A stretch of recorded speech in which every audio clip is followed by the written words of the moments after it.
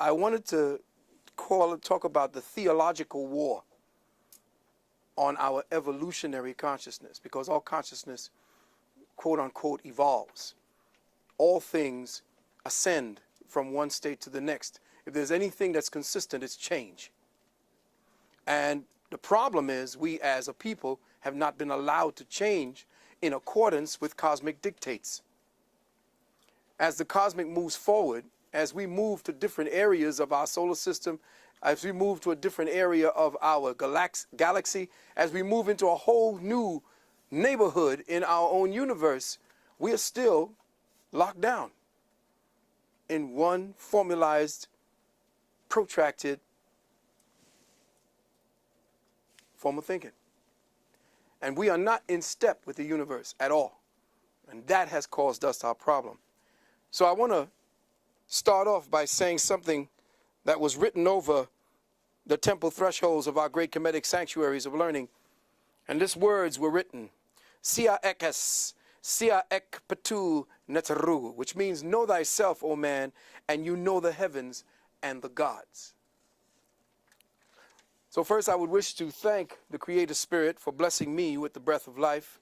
Precious thanks to the ancestors of my beloved family, both immediate and extended. Precious thanks to my Queen Nalani, and all the conscious warriors who've supported me throughout the 30-odd years of my own personal quest to enlightenment.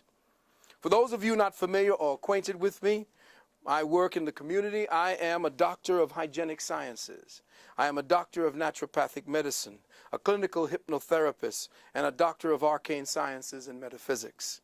For the last 30 years, I could consider myself to be a metaphysical health activist. Presently, in this incarnational cycle, I am an agent working for the Department of Eternal Knowledge and the Bureau of Higher Wisdom and Intellect. It's but,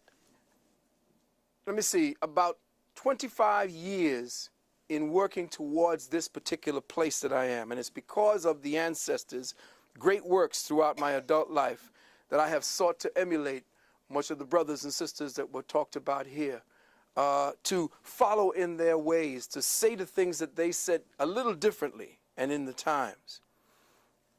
I have sought to open up possibilities for exploring more scientifically practical applications for our ancestors' spiritual and metaphysical teachings, to conduct an in-depth analysis of the arcane treasuries forged by the architects of our collective African consciousness, what I have come to define as our dark matter consciousness. And this is the focus of my contribution to the Happily Natural World family today, to illuminate our real African history and to clarify our real African present and future. And for those of you who don't know me, real is all I do.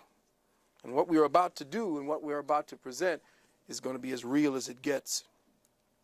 What we will explore today will focus on the ongoing protracted theological war that for over 1,000 years has been and still is being waged against African spiritual evolution, the resulting degenerative states of the collective African mind and its perverse expressions through the world's 3 dominant religions today. I have chosen to approach the subject of African spirituality from the time frame of its demise and its decline, and not from the time frame of its zenith. Let me say that again. I am going to approach African spirituality from the time of it falling head first into hell. I am not going to speak about it like we normally speak about it when we were building pyramids and creating religious artifacts and bringing spirituality to the world, because we already know that. We don't have an idea of how we have pummeled completely. We are completely in the mud. We have little vestiges of what it looks like, but we don't know who we are because we don't know what we have been and where we are at this present time. And I'm going to do some things, and I hope there's a whole lot of Christians in here. I hope there's a whole lot of brothers who are Muslim in here and sisters, as well as Hebrew Israelites, because these are not you. And it's like, wait. Does this work?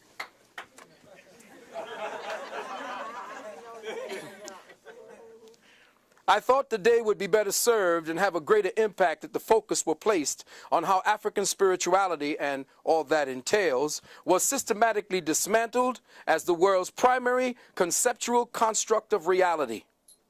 How it was attacked, the methodologies and strategies, how the surviving remnants were convoluted into the dogma of today's three major religions, mutilated and suppressed, and the psychological consequences its destruction has had on African peoples, in fact, all other indigenous peoples of the world today.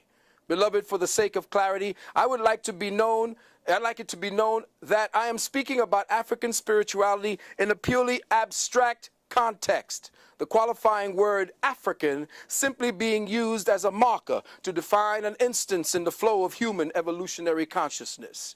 I'm speaking of African spirituality as a globally recognized exercise of the higher perceptual faculties in humanity, even before the continent we now call Africa became known as Africa, Al-Kibulan, Abyssinia.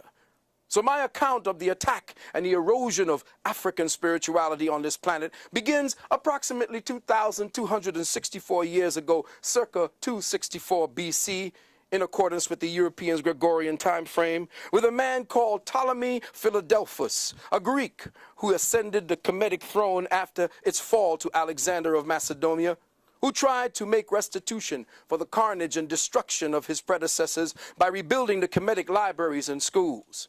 The reward he offered was great, anywhere between $10,000 and $30,000 at that time, per set of scrolls, the price depending on the in-depthness and thoroughness of the study submitted. Those who did not commit their philosophies or give their philosophies to the scrolls or to the manuscripts were allowed to dictate their stories to scribes, who meticulously wrote them down and logged them into the library. Many duplicates of each scroll and manuscript were also made for distribution to other libraries and schools that Ptolemy planned to build, which unfortunately never happened. All in all, Ptolemy secured before his reign, or during his reign, some 280 to 350,000 scrolls and manuscripts, constituting at that time what has to be and what was the most valuable collection of scientific and spiritual data in the known world. Ptolemy himself was said to have been a scholar of sorts, or at least he is a wannabe. But he had the same Greco-Roman delusions of grandeur, where he wanted to be declared a god. So he read many of the translated works in his library, and he discovered to his amazement that virtually all, of the many and diverse systems related to philosophy, religious practice, and the sacred sciences were literally based on one and the same conceptual principle. The evidence in the library showed without a doubt that all of the ancient sciences, religions, and philosophical writings were based on but one grand, and for our purposes here, African cosmological unity, which in itself had a legacy that pointed to a time even before most ancient, more African, let me just say, there is no place in the past that you could dig in that you will find your origin. Because you don't have an origin. You always was, always will be. And the problem is that every time we dig up and find Lucy, we're only finding a point in the reference of evolutionary consciousness. And that's where I'm going today. When we trace the evolutionary history of African spirituality to the time of its origins, we find documentation that reveals there was never a time that man was not. Let me say that again. There was never a time when man was not.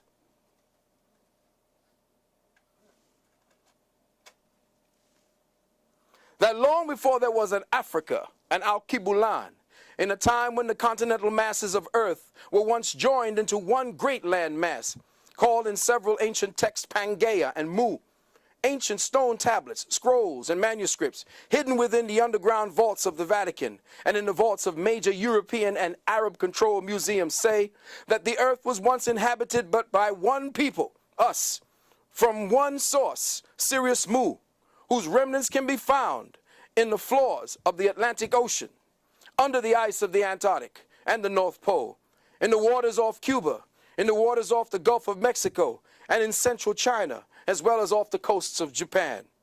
All of the above being remnants of a great global catastrophe, and that the survivors of this cataclysm were the indigenous peoples who today call themselves the Twi, the Bantu, the Yanomamo, the aboriginals of the so-called Americas, or Mexam, off of the Fiji Islands, Papua New Guinea, and the Australian continent.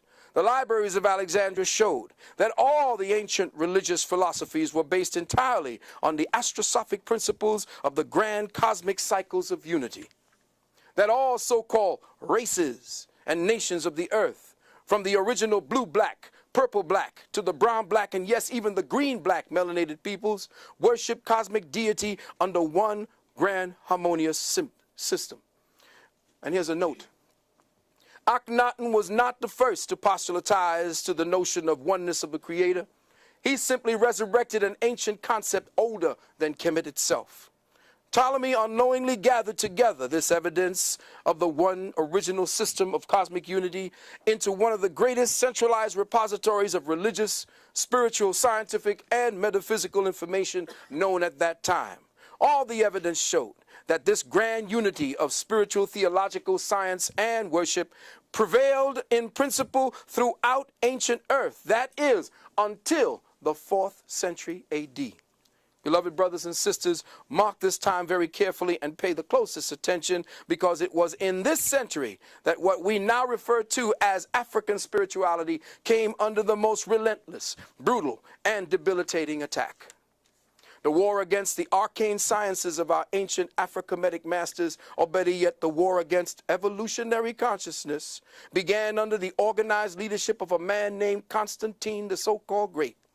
Constantine, the founder and first Pope Caesar of what became known as the Roman State Church of Christ and Christianity. Many historians claim that the first popes of Catholicism were black, and rightly so. But these men were royal appointees, rewarded for their part in making Constantine Caesar, like Pope Sylvester, who at that time was nothing more than a bishop of the Christosites in Rome. Now, believe it or not, beloved, black people today in the main haven't the vaguest clue, not one single clue in their present state of socialized consciousness, just what this Roman state church and its religion of bloodletting has done to the arcane archetypal essence of African spirituality worldwide, nor what its sustained influence has done and is still doing to African peoples over the last 500 years on this continent and throughout the worldwide diaspora. You see, beloved, to study African spirituality in its proper context here in the contemporary world, you must first learn to recognize what it is not. The first step to enter over and understanding what African spirituality is to recognize what it is not. And we must see and study what it has become through its diverse mutations, through its theological derivations as Judaism, Islamism, New Ageism, and Christianism. Since all of these representative mutations came about as a result, a direct result of conquest, and a brutally traumatic conversion process that specifically targeted the African spiritual mindset, warping and contorting its cosmic focus away from our original scientific teachings of the abstract, unitary, astrosophic principles of cosmic law. As a result of this theological mutations and their influence taking precedence, the quintessence of African spirituality now lies comatose, buried within the ecclesiastical dogma of a theopsychotic thought complex. And how has this pathological thought complex propagated across the globe? Well, as I've always said, like a disease, it happened in degrees. With the creation of this new state church, the confounding fathers of this new religion went all out to assure the success of their new enterprise. And what did they do? They set about suppressing and destroying all other existing competition. And so off to Alexandria they went, where they skillfully interpolated what they wanted from the treasuries of that library. And what did they do? They copied the scrolls of Hessus from the Druids. They copied the story of Krishna from the Dravidian manuscript. Gerald Massey found hundreds of similarities between Jesus and Krishna. They copied the story of Orpheus from the Etruscans, the story of Mithras from the Persians, who we call Chris. They copied the story of Bel Minor from the Chaldeans. They copied the story of Iao, from the ancient EU people, from which the northern Caucasoid race called the Khazars plagiarized and renamed themselves Jews when their king converted in the 7th century. They copied the mythos of Jason and the Argonauts from the Greeks. They copied Jess, the Redeemer, from the Phoenicians, Tammuz, Bacchus, Dionysus, Hercules. But just as important as their plagiarization of Krishna, they outright stole the entire story of Heru from the Kemites. Heru, the Redeemer. Gerald Massey again found 137 similarities between Jesus and Horus. Each and every one of the above characters and more, from different ages and time periods, all were known as the Christ or the Christ or the Anointed One. With the creation of this new state church, they also copied the story of Hercules, which was Set. When Set and Horus came together, Horus rose and set in the west.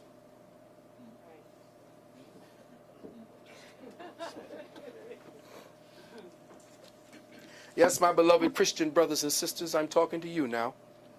They copied, interpolated, twisted, and outright distorted all of the ancient spiritual stories on record to use as the foundational premise of a special book they were preparing, their in-house manual, a book that was to become known in the Greek as the Helios Biblios, the Book of the Sun, more commonly known through its Protestant translator and editor, one Sir Francis Bacon, a.k.a. William Shakespeare, Edward de Vere, as the King James version of your daily Bible or your Holy Bible or your Holy Babble.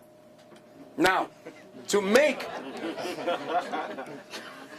their distortions of the African spiritual sciences less conspicuous and less recognizable to the more diligent inquiring minds, they made the Bible into an ingeniously well-crafted work of, listen carefully, fables factualized, allegories literalized, symbols personalized, drama historicized, and cosmic forces anthropomorphized. Let me say that again.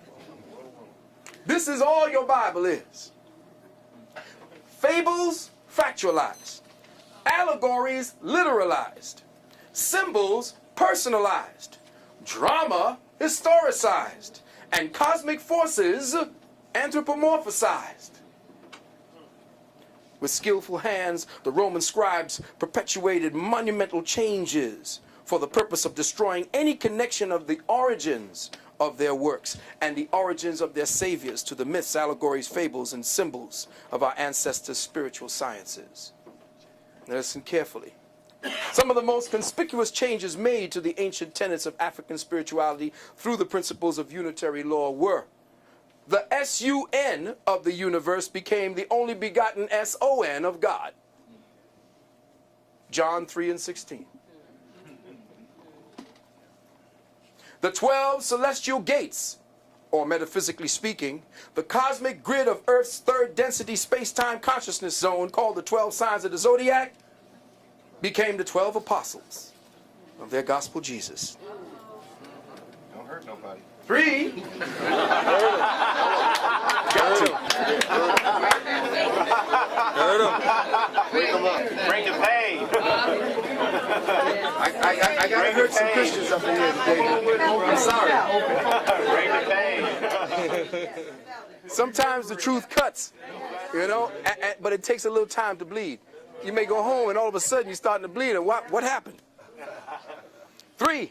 The Afro-Kemetic and Dravidian principles of the redemption of man through the reincarnational cycles were ordered removed from the spiritual literature of the Bible. No longer would redemption through cycles of physical rebirth, where the soul undertook its own personal, deliberate bio-spiritual effort to transcend, where the human mind would use its focus, intent, and attention to alchemically transmute the cellular molecular genetics of the atomic temple through the disciplined retention of the man's sperm seed and the disciplined retention or stopping of the monthly loss of vital blood essences and eggs by the woman. No longer would this eternal science of the ancient masters constitute the higher paths to personal redemption. No longer.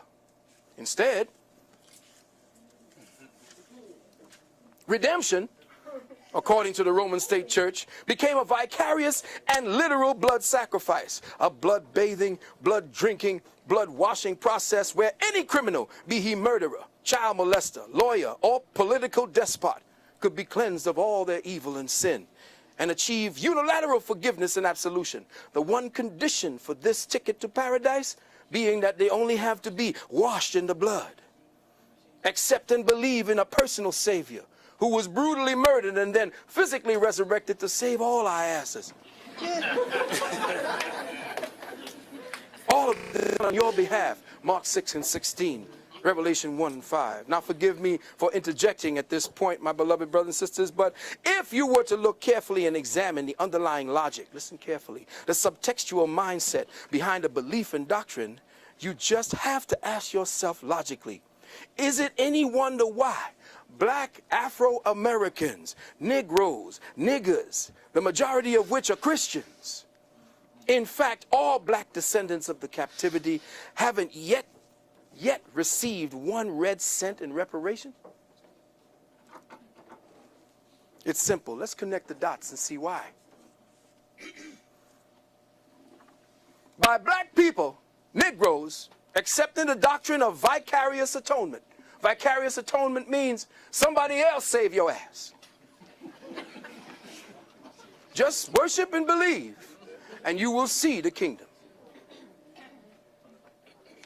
Because God, Jesus, got your back.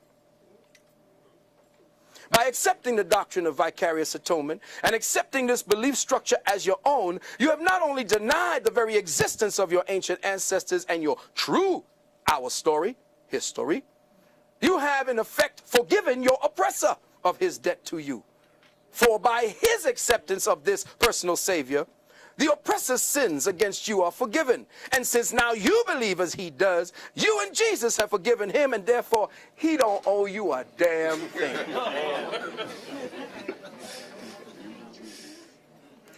Now, I want you to check the science. Jesus done forgiven the white boy. You being a Christian, you forgave his ass. And now you're going to ask him, look, I forgave you, but look, you know. He said, no, you're going to get your reward afterward.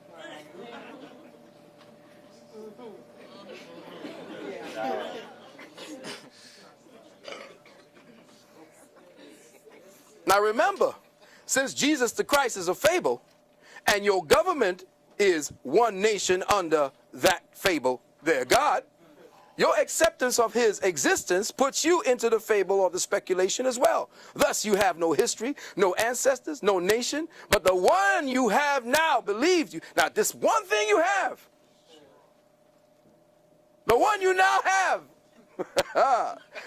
the one he gave to you through your acceptance of the fabled Lord Jesus Christ. Once you say, I am washed in the blood, that's the blood of your ancestors.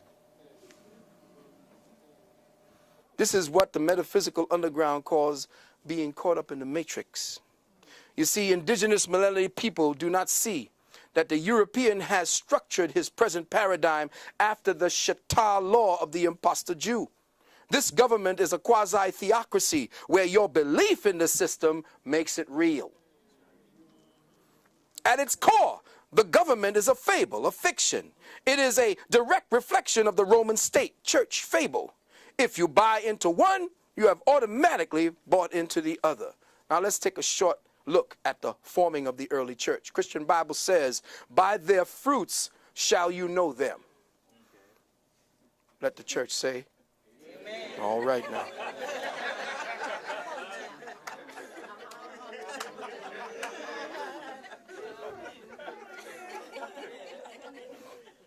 All forms of Christianity practiced around the world stem from but one root. Let me say that again. All forms of Christianity today practiced around the world stem from but one root. And regardless of what you may think by those you professing, you could be Anglican, you could be Baptist, you could be all of it. All Christianity is guilty by association because all forms of Christianity is Roman. Its root, the root of Christendom, is in the Vatican in Rome. And believe it or not, beloved brothers and sisters, when the Moors fell over here, it was the Pope that gave permission for Islam to be practiced on this soil. Let me repeat that again, because a lot of my brothers, being a Moor myself, that was a little hard for me to swallow when I heard that. Muslim religion, quote unquote, Islam, the Pope gave permission for it, just like the Pope had to give permission for Nam Myoho Renge Kyo to be practiced here as well. Because the Pope is the ruler of the planet, period. He overrules all law, period.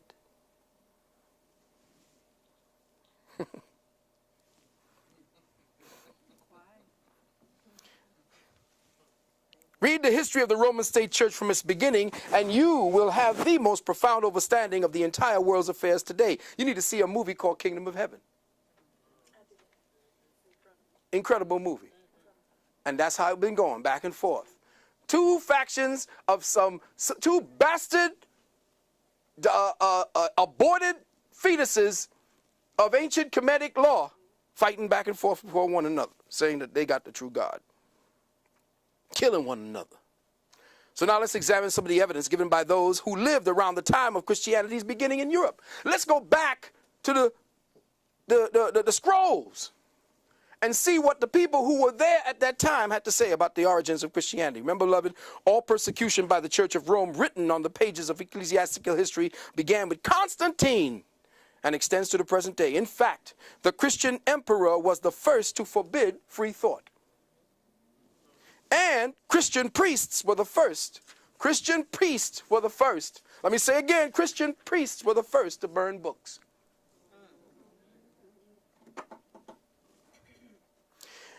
In a group of writings called the Hibbert Lectures, and you can go back, I'm going to give you the proof. The Hibbert Lectures, a man named Renan, R-E-N-A-N, translates the following. He says, quote, "We search in vain through the collection of Roman laws before Constantine for any enactment aimed against free thought, or in the entire history of the emperors for the persecution of abstract doctrine. Not a single savant was disturbed. Men whom the Middle Ages would have burned, such as Galen, Lucian, Plotinus, all lived in peace, protected by Roman law." In other words, before Constantine came, free thought, which was one of the thinking processes handed down, or the way to think handed down from your ancient African ancestors, was the order of the day. T.W. Dewan, you need to get his book called Bible Myths. This is page 434. Quote, "It was a common practice," listen Christians, "it was a common practice among the early Christian fathers and saints to lie and deceive if their lies and deceit helped the cause of their church," end quote. Lactantius, the eminent Christian author of his time, wrote, and I quote, "Among those who seek power and gain from their religion, there will never be wanting the inclination to forge and lie from it by the church." From Count Volney, Ruins of Empire, Dr. John Henry Clark talked about that book. Page 177. It says, "We see an account." Now check it out. This guy's name in Count Volney's Ruins of Empire, a man named Nazianzus, N-A-Z-I, take that one in, A-N-Z-U-S, writing in the Scholar of Rome, he says, quote, "A little jargon is all that is necessary to impose on the people." Listen carefully. A little jargon is all that is necessary to impose on the people. The less they comprehend, the more they admire. Let me say that again. The less they comprehend, 50 Cent, the more they admire.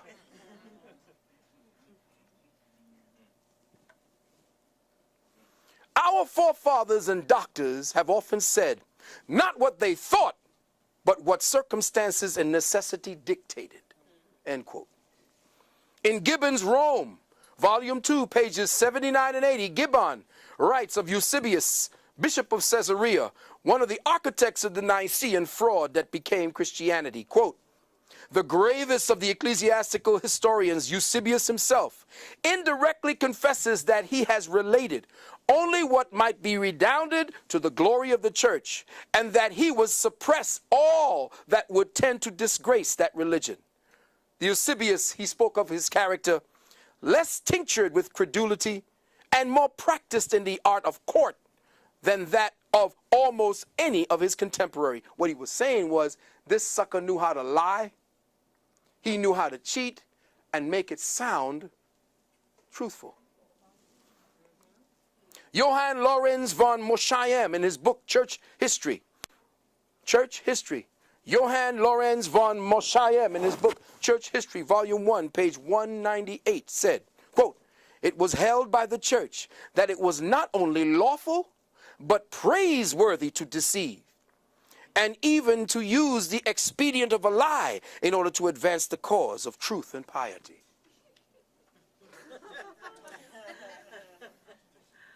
The historian Besobre, in his history, this is French history, Histoire de Manichee, he says, "We see in the history of Christianity, of which I have related, a sort of hypocrisy that has been perhaps too common at this time.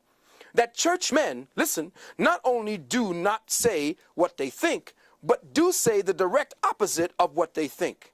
Philosophers in their cabinets, out of them they are content with fables, though they know well they are fables. Nay, even more, they deliver honest men to the executioner for having uttered what they themselves know to be the truth. How many pagans and atheists have tortured and burned holy men under the pretext of heresy? Every day do hypocrites consecrate and make people adore the host or communion, though they are well aware and convinced as I am that it ain't nothing more than a piece of bread." End quote.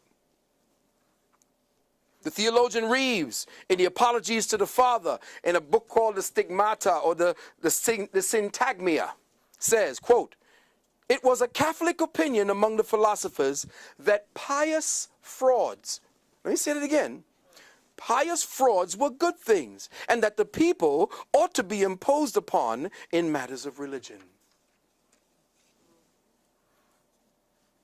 Again, from the Syntagmia, quote, "He purposely wrote these in Latin, that it might serve for the instruction of the clergy only, and not come to the knowledge of the laity or the people, because too much light is hurtful for weak eyes."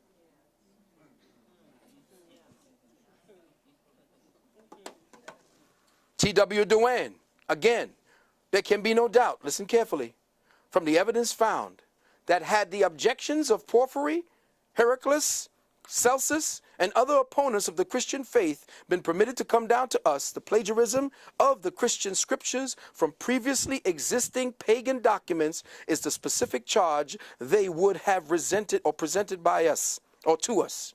These works were ordered burned by the Christian emperors. And now, beloved, in the final stages of my contribution to this theme, I would like to offer the following. And I'm a little reticent about having to use the following example as a qualifier for what I have presented, but in this case, necessity overrules prudence. In his book, Origin of Species, Charles Darwin spoke about a man who took care of a large flock of birds, namely pigeons. Now listen carefully.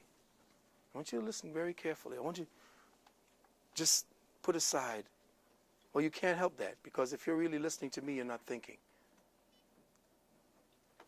You know that? Do you know how you can stop your thinking? By learning. Learning stops thinking. Let me say that again. Everybody want to go into all kind of meditations? You don't need to go into Om and all that old nonsense. Just start learning. Because right now you ain't thinking. Think about that.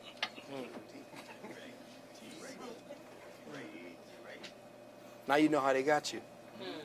Because the problem is that you don't understand as African peoples, as melanated peoples, that the greatest wealth that you pay to this devil is your attention. Because that's what they ask you to do. What? Pay attention. That's right. So now you're paying attention, they're getting wealthy. It's when you stop paying attention that they kill a few of y'all. Black boy gets shot by police 27 times. Now they got your attention. Now you're off the spiritual path and you're thinking along their path.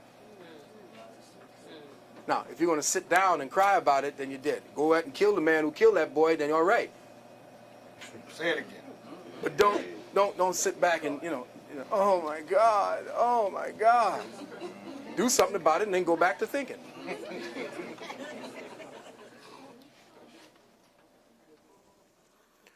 In his book, Origin of Species, listen carefully now, Charles Darwin spoke about a man who took care of a large flock of birds. They were pigeons. These pigeons were distinguishable by what appeared to be an infinite variety of ornamental designs. They were all types, every shade of subtle blues, subtle greens, blacks, and grays. All were adorned with a wide variety of marks that elegantly characterized their individuality. Now, this bird handler gathered up his colorful variety of pigeons and took them out to a deserted island way far from his home and released them into the wilds, where these birds settled in and began to establish a colony. After 10 years or so, the bird handler returned to the island, and to his surprise, he finds that something amazing has taken place. The blacks, the browns, the grays, the iridescent greens, the iridescent blues, the stripes, the spotted, the ringed, the striated feathers, varieties, and beautiful, beautiful ornamentations of birds he released into the wilds had all but disappeared. All of their children had metamorphosized into this slate, dark blue generational type, each of them with a monotonous black ring that repeated itself on every one of their wings. All of the beauty of variety of iridescent colors, patterns, and designs in their feathers and characteristics completely disappeared. Now, in staying consistent with this theme, Darwin also made mention of the characteristics of the cultured rose and the cultivated strawberry. How, when left unattended, they shrank back and degenerated and reverted back to an appealing shrub and vines and weeds. This devolutionary process he called the principle of reversion to type. Now, beloved, let's touch upon that theme. These examples may be construed in many ways, but for our purposes, there can be only one interpretation. The feather characteristics of the nurtured, cultivated, cultural birds are symbolic of the culture-centric expressions of African spirituality that were perfected within the confines of a self-actualized, self-cultivated, self-contained, self-enriching, self-evolving, self-correcting, self-healing, self-perpetuating, self-preserving, self-regulating, self-supporting, self-sufficient, self-sustaining paradigm dynamic of consciousness, where the vast variety of feathers for Ma'at represented the vast variety of creative achievements attained by African civilizations, as with other indigenous peoples around the globe.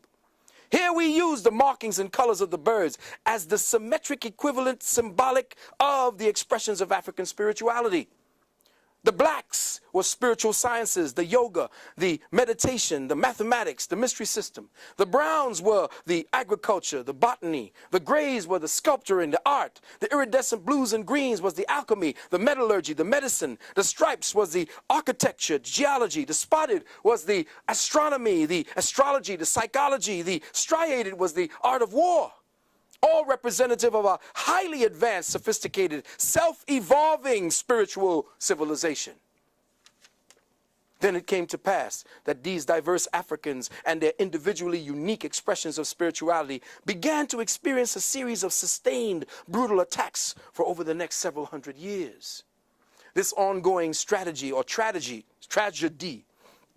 eventually caused them to become traumatized captives.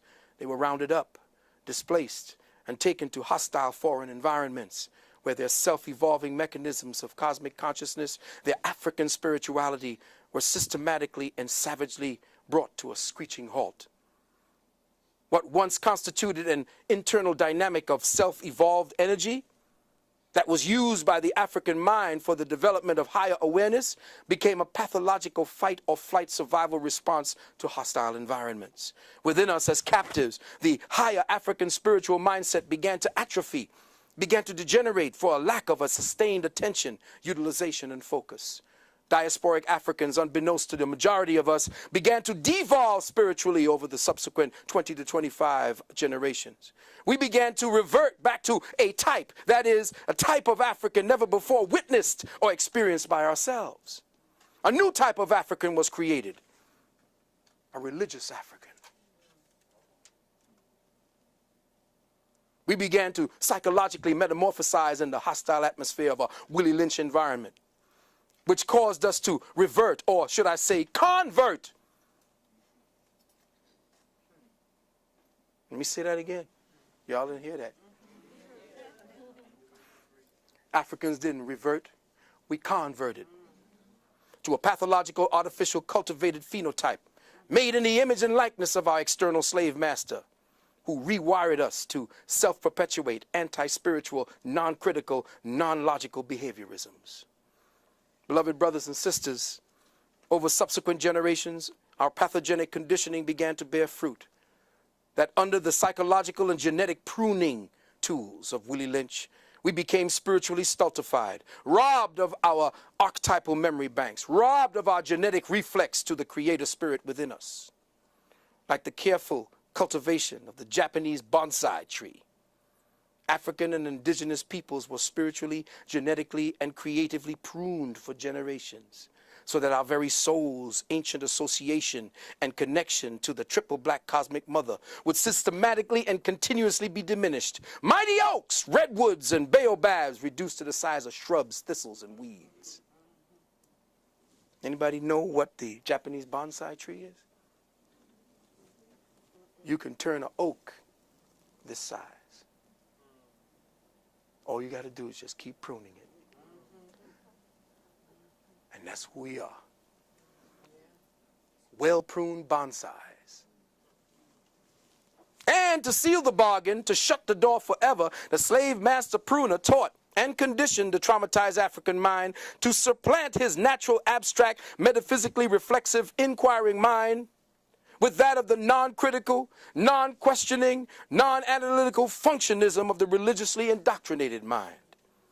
With reference to the examples given to above about the rose, the strawberry, and the birds, African spiritual scientists were actually and acutely aware of this fact called the principle of reversion to type. They considered it in every real work that they have ever done. They always knew that man would revert back to type if he did not keep his culture. This they described in their depictions of the tenuous polarity of equilibrium between Set and Heru, between Set and Osiris Osar. You see, these were cosmic forces that represented a form of gravitation felt between the higher and lower natures of man. Heru, Set, all of these were not people. Just like no man, no woman, no nothing ever existed in the Bible or in the Quran. Oh, man. Tell a Christian he didn't have a history. Tell a Muslim that nothing like that ever existed. Tell a Jew that none of these patriarchs that they're talking about and gods and forces that never existed. And my own brother will kill me.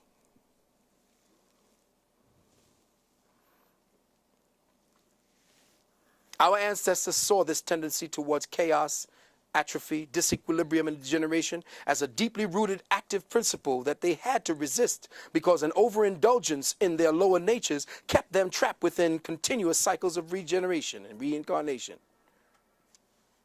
All that said, when looking at ourselves today, how do we describe what we see? How do we describe and define this new paradigm mutation of the archetypal African spirit? Who is this pathogenic devolution of African spirituality? Who is this doppelganger, this schizophrenic twin now identified as a Negro, an ex-slave, a nigger, a black, an African-American, an Afro-American, a minority, underprivileged, undereducated, underclass, Muslim, Hebrew, Israelite, a Christian? All of the derogatory terminologies that we in our state of spiritual amnesia have come to claim as our own identities, terminologies, substituted for our rightful classifications as the dark matter father and mother of civilization, the cradle of civilization, astronomer, astrologer, scientist, doctor, alchemist. But you're a Christian now. You're no longer a mason, a sculptor, a scribe, a botanist, an agriculturist.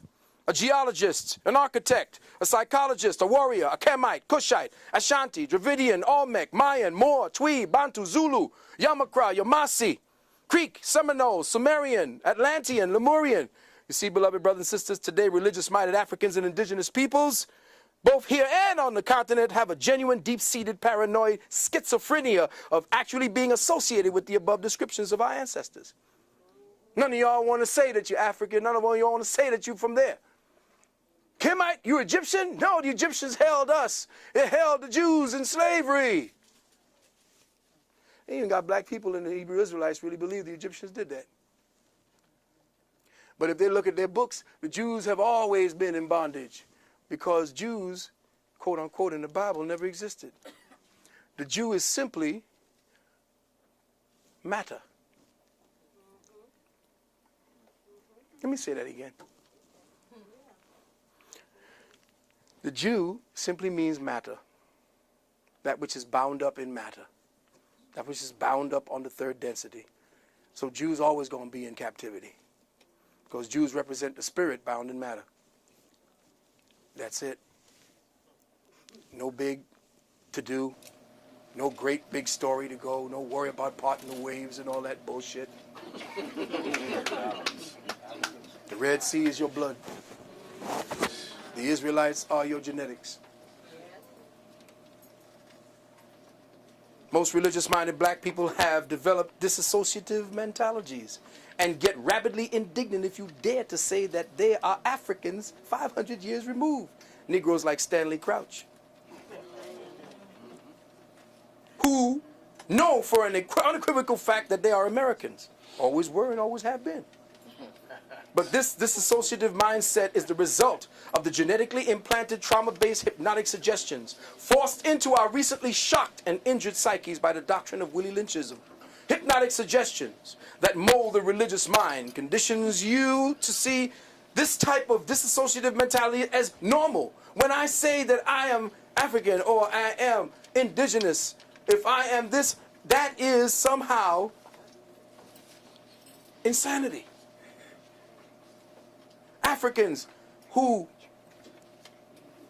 worship or at least recognize their ancestors in current Africa are said to be covenanted with demons.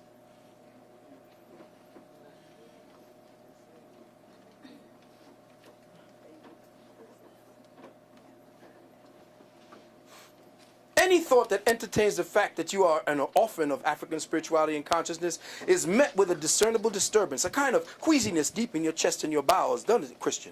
Isn't that how you feel, Christian? You feel a kind of queasiness when I say you're African. You kind of start getting upset because the Jesus demon starts working you. This is the artificially created, fragmented psyche kicking in. The altered state artificially created by trauma and the combination of hypnotic suggestion. So when I say to your religious mind, that altered fragment of your traumatized African psyche, that no such person as the God-man Jesus ever existed, no apostles, no Moses, no Paul, no John the Baptist, no Adam, no Eve, no Noah, no Mary, no Joseph, no Isaiah, no John the Revelator ever walked amongst your true historical ancestors in the flesh, immediately your learned, hypnotic-induced defense mechanisms kick in and forces a complete shutdown of all critical thought and thinking, causing a complete theocratic brain lock.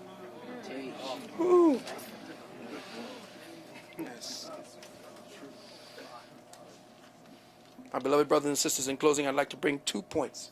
One, African peoples, in fact, all indigenous peoples, were once guided by a cosmic spirituality cultivated from an external relationship with Nature Mother and an internal relationship with Father Spirit.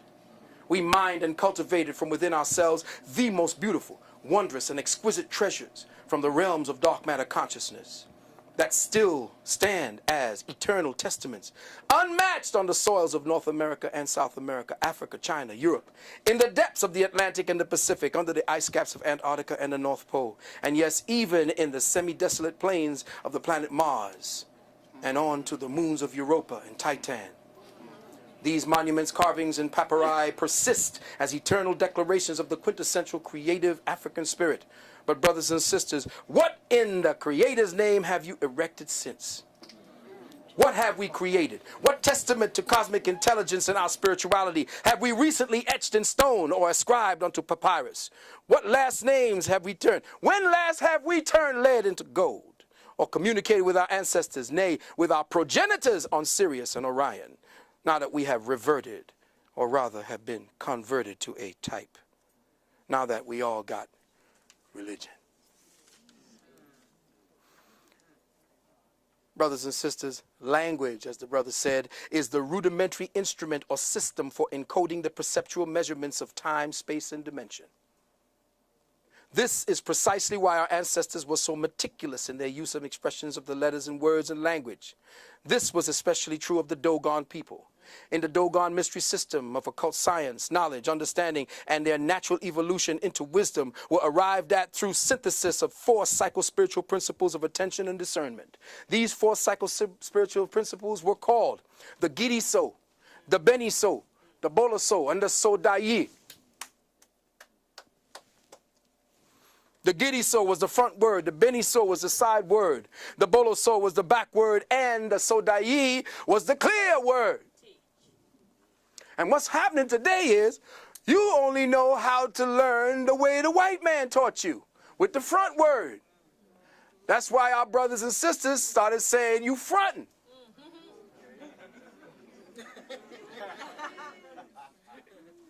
Because your people used to say, listen to what they said, see the front word, and then look at it from the side, and then look at it from the back, and say, you full of shit.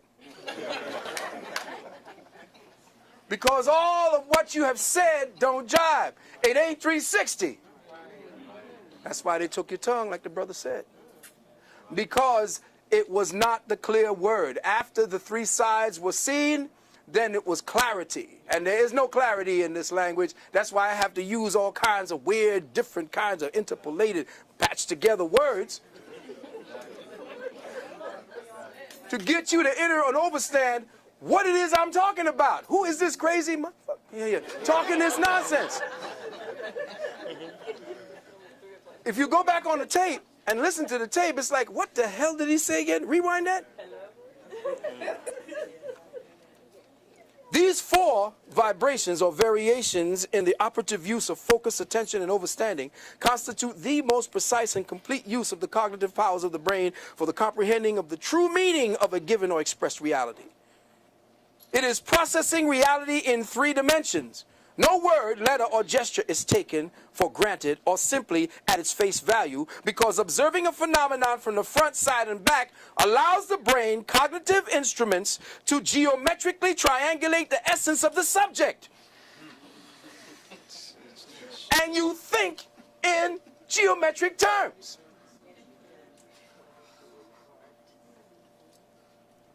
So you get a depth of word beyond the observed and into the intuitive. And you know what they say, you got to get into it if you want to know what it really means. Well, your ancient people spoke Intuit language. And now because you're religious and you got to stand up there and listen to a man who is talking for you so you can get into heaven.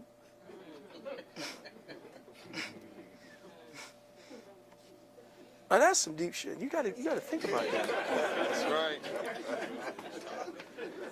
You have to have a small amount of insanity, and you have to really be thinking about giving up everything to really pass over and sit there and really listen to a man spouting words about a man you ain't never met, first and foremost, that is white and blue-eyed and sitting up there in front of you, him saying to you that this devil is going to take you in there. And you know what? I'm going to tell you all something. May I?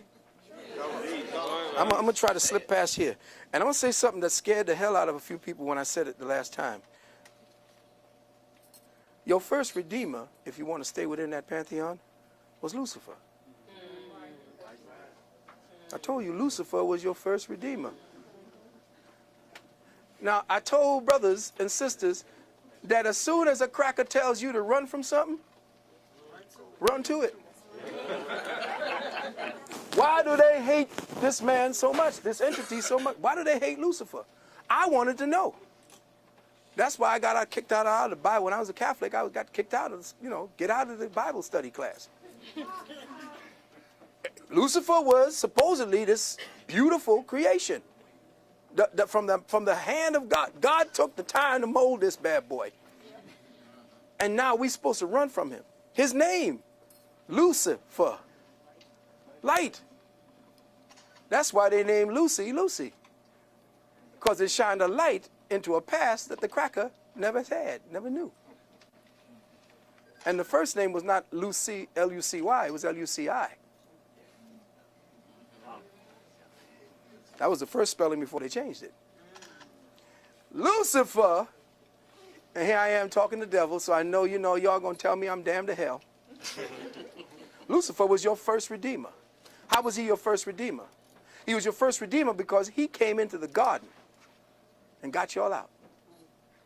Got us out. You mean he took us out of the garden, the beautiful garden where everything was perfect, where everything was going on. I had my woman, I had my food, had my apples, had my trees, had the animals at bay and all that, and he came and got me out of that. Why would I want to got out of that? Because you'd have died in it, fool.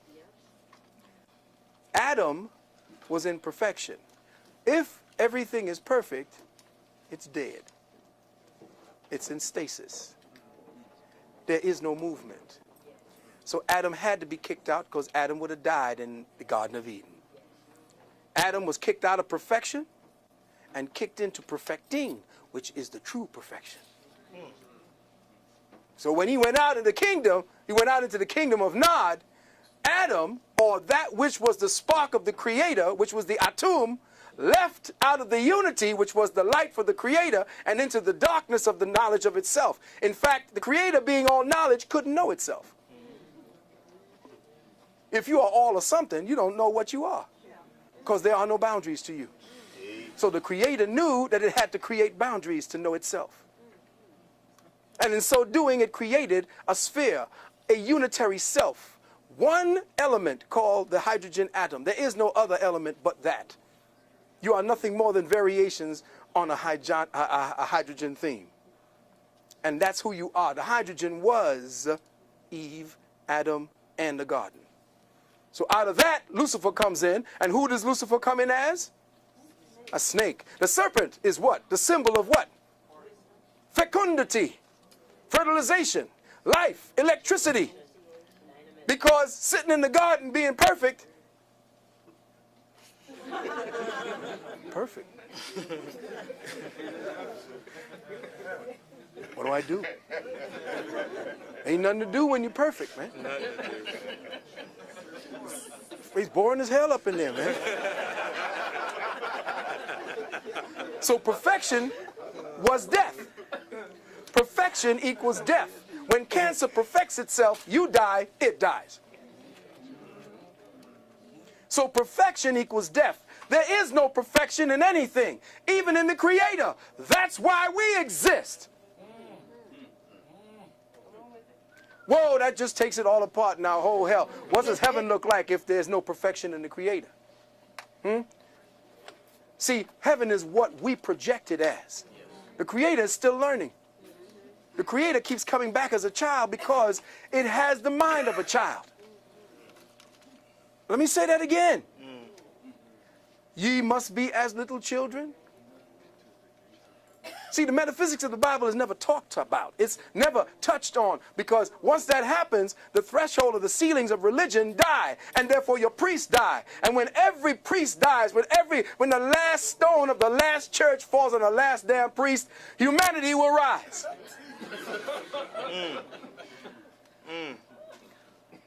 So until we understand that perfection equals death, and that we as African peoples fell to this plane in order to perfect God, now you know you got a job. Before you thought you was unemployed.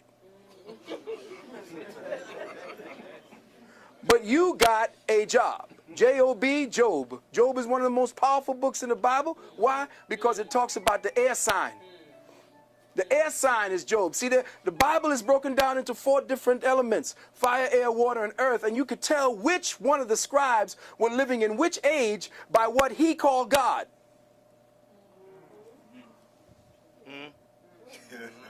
See, the Bible is slick because it's a composite of over 350,000 years of information. And you thinking that it's just some cracker or some big bearded old white man writing down something for the Jews. The Bible was written in stages over thousands upon thousands of years. And when you see in the age of Moses, that's the age of earth, the earth age, or earth age moving into an air age or fire age, because that's when he killed off the cow. The cow is what? Taurus. The cow is the, what do you call it? So he crashed the golden calf, which means that's the end of the Taurian age, and we're moving into the age of Aries. In some of the old Bibles, Moses came down off the mountain with horns. It's all astrology. And anybody telling me different, both in Muslim, which is Muslimism, is nothing more than Islam, I-S-L-A-M, I self-law and master, which was science, not no goddamn religion. Our brothers and sisters are lost. Religion, the minds is gone because that's a cancer. Religion was the Willie Lynch cancer seeded into your genetics. And until you close that book and we have a big bonfire burning Bibles, burning Qurans, burning Torahs, we got to get our people out of the religious mind, or else if we keep them in religious minds, the cracker going to run it from the Vatican. And let me tell you something about this war going on overseas. The problem that you didn't understand, you see, you're not looking at it from outside the box. This is not a war between governments. This is a war orchestrated by the clerics of the planet. Let me say this again. This is a war orchestrated by the high priesthoods of the planet.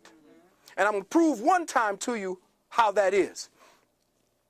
Back in 1996 or 96, the Vatican held a summit meeting of all the heads of all the religions on the planet in the United Nations. And they said that humanity is lost. Why is humanity lost? Because we don't have them anymore. Why? Because humanity is becoming independent. Why? Because they are becoming smart. They got their own computers. They're thinking for themselves. They're breaking off.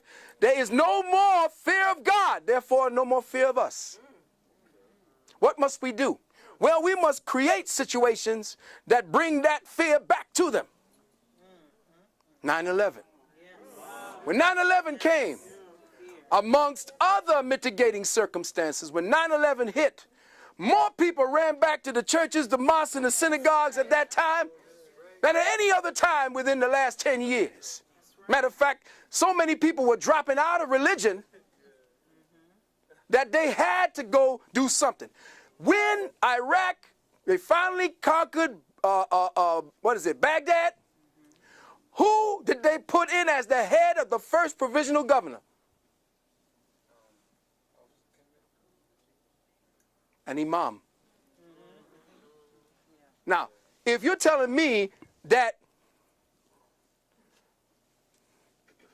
radical Islam is running the war on terror, how in the hell are you going to conquer Baghdad and put an imam in as the head? Not unless the war is a clerical war, orchestrated from the Vatican, from the high mosques, from the high synagogues. That's where your war is. More people have been killed based on the main religion than any other warfare on this planet. All of it orchestrated from the Black Pope. These last 60 to 100 years, to 150 years, the Black Pope in Rome.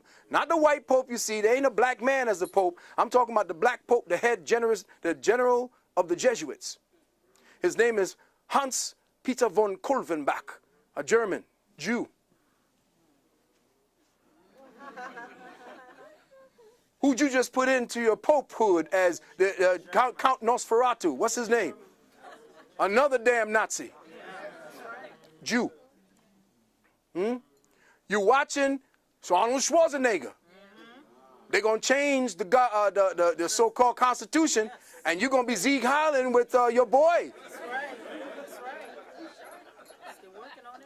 You're watching the Nazification of the planet, but being orchestrated by the clerics. Religion has kept you hypnotized, making you believe God is outside of yourself. That's the secret to this age. And let me just drop something else on you. The age of Aquarius. Everybody happy the age of Aquarius is here? Oh, that's interesting.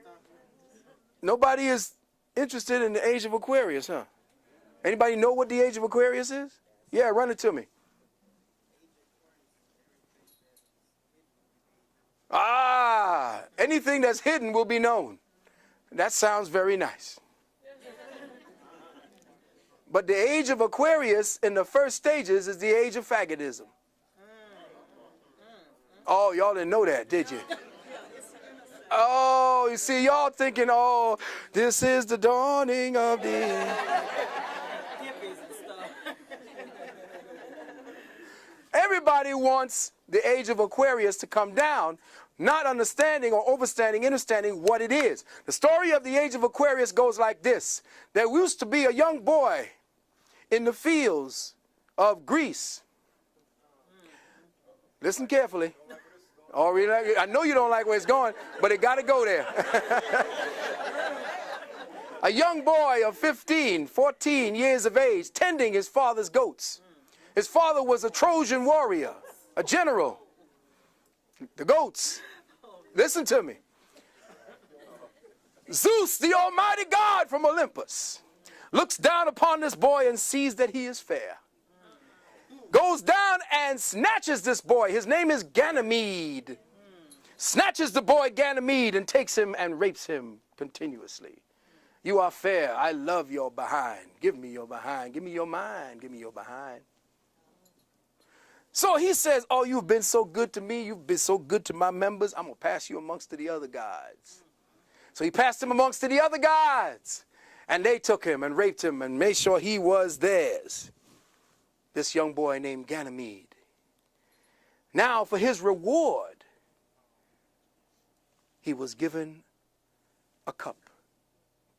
He became the official cupbearer of the gods of Olympus. Now, the Illuminati are known as the gods of Olympus. Flash forward to Snoop Dogg.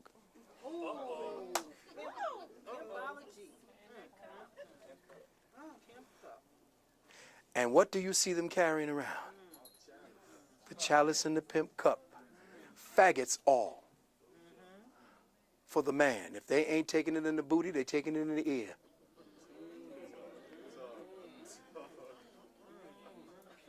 And you heard about the down low.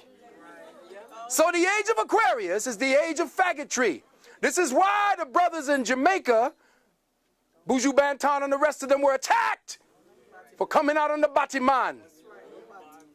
Because the big body hole will be your God. And don't believe anybody who's just saying, I'm bi-curious. Brother, you're not bi-curious, you're a faggot.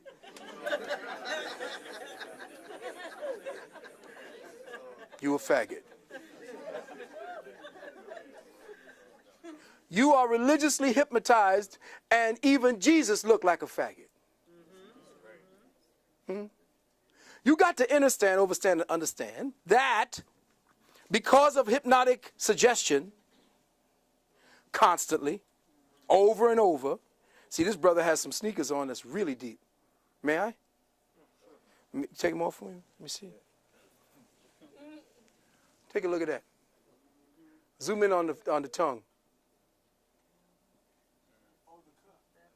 No. No.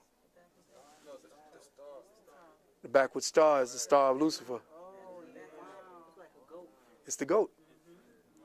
It's the goat of Mendes. Symbol of the goat of Mendes right there. Horns with the ears.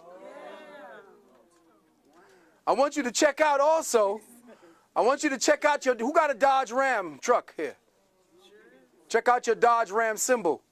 They tell you it's actually a ram, but they were slick because the shadow in the ram's part is a goat. It's deep. They keep bombarding you, telling you who's real and who's not. The ones controlling you and got all the power worshiping Lucifer. You dead, broke, poor, ain't got shit in your pocket, and you worshiping who? Jesus. Something's wrong. We worshiping the wrong person. And we paying for it. If you're going to worship somebody that's going to get you something that you want. But worshiping Jesus is a waste of time. Jesus brought you over here. That's right, the ship. That's right. Blessed by the bishops. So if you're going to do anything, do it the other way. And then give some of that money back to those worshiping Jesus. Go get it from Lucifer. Bring it back to your people. Now, I'm not saying, you say, oh, God, hell no. See, now everybody going to start sacrificing goats and chickens and shit. I'm not talking about that. I'm talking about the fact that what we have here, if I may, what we have is a problem dealing with deprogramming.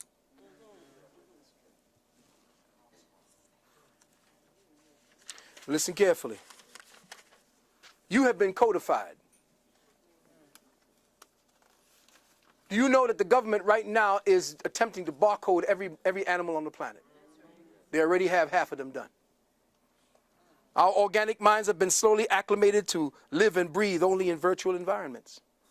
Life is a tangible cosmic principle, and it has been digitally codified. You have been codified. Even as we speak, your consciousness is a breath away from the very digitally colonized, making it completely. A paradigm I call synthetic synchronicity has been weaved around your awareness like a perverse web of manipulated energies. This perverse consciousness web vibrates within an electromagnetic yin-yang polarity and manifests as twin dynamics. In the yin of synthetic synchronicity, it represents itself as a newly evolved species of consciousness we call virtual reality. Virtual reality has spawned its own subspecies called, oddly enough, the web, the internet, satellite cable TV, DVD, Palm Pilot, Ethernet. The Yang principle of synthetic synchronicity represents itself as a very new species called virtual entities or virtual beings. Virtual beings, in turn, have spawned subspecies called clones, genetic engineering, artificial intelligence, robots. With the appearance of these two dynamics, the lines between the real and the surreal have become extinct. They are disappearing regularly and rapidly. At present, our minds are being systematically disabled, unable to tell the difference between technology and what has become deity. Technology has become your experiencer. Technology now feels and processes the world for you. It experiences for you. It sees for you. It tastes for you. It calculates for you. It listens for you. It senses for you, advises you, comforts you, teaches you. It even masturbates you. It thinks for you. Our entire planet is being converted into one homologous virtual program. The more of the virtual program that you accept as real, the more your organic senses are dumbed down. The more desensitized they become. The more dependent on the drug of the virtual they become. Food no longer tastes the same. Ask your elders for proof of this fact. Even if you try to prepare it the same way grandma and great-grandma did, it just does not taste the same. Why is that? Simply, from chronic overstimulation, fruits and vegetables no longer have the same tastes as before. And you wouldn't notice it but for the elders who tell you that they remember when a mango tasted like a mango, a banana like a banana, an orange like an orange. The children today can't tell the difference. Their senses are perverted, degenerated. All that counts now is the code. But without access to the spirit or the archetypal signatures within the so-called code, the human senses do not register the essence of the things that touch them. The human body itself has been digitalized, disassembled, and genetically deprogrammed down into numerical gigabytes. We have been diminished in wonder. This marvel that we are, this mystery, this molecular temple to the highest manifestation of cosmic intelligence has been trivialized into a cellular schematic of dots, dashes, and nanoglyphs. We have become the symbol of what was once real. The body has become an icon of its own self. The human mind and its senses in the brain are slowly losing its ability to experience, process, or recognize the organic world. We no longer process, experience, or recognize the real. We no longer savor the scent of real air, recognize the taste of real water, relinquish or relish in the taste and the texture of real earth, experience real clouds, experience the resonance of real words, harmonize with the melody of real voices, interface with real touch, real feelings. Does everybody remember the movie The Matrix? Do you remember when Morpheus took Neo into the construct and Morpheus responded to Neo's question, "This isn't real"? Morpheus quickly replied, "What is real? How do you define real? If you're talking about what you can feel, what you can smell, what you can taste and see, then real is simply electrical signals interpreted by your brain." Now, keep these words in mind, beloved, because it is through the electrical components of your brain that your consciousness is being accessed. Neo asked prior to this last question, "Right now we're inside a computer program?" Morpheus said, "Is that really so hard to believe? Your clothes are different. The plugs in your arms and heads are gone. Your hair has changed. Your appearance is what we call a residual self-image." Is this the mental projection? It is the mental projection of your digital self. The world that we think we see and mentally process is actually a residual projection of intercepted light. We, all of us, live and exist in a virtual continuum I call synthetic synchronicity. Synthetic synchronicity is a virtual projection of reality that has been interfaced with the organic light code impulses, that is, the cosmic codes of ascension that hold the archetypal hologram image of the evolving human in its course to enlightenment. Now here's what's happening now, beloved brothers and sisters. All that we see today, all that we are hearing today, all that we think we process is real, all you think is a sound of 50 Cent and the game and all of that, it ain't real. It ain't real. It's a virtual reality program, and you are plugging into it by your acceptance and participation in it.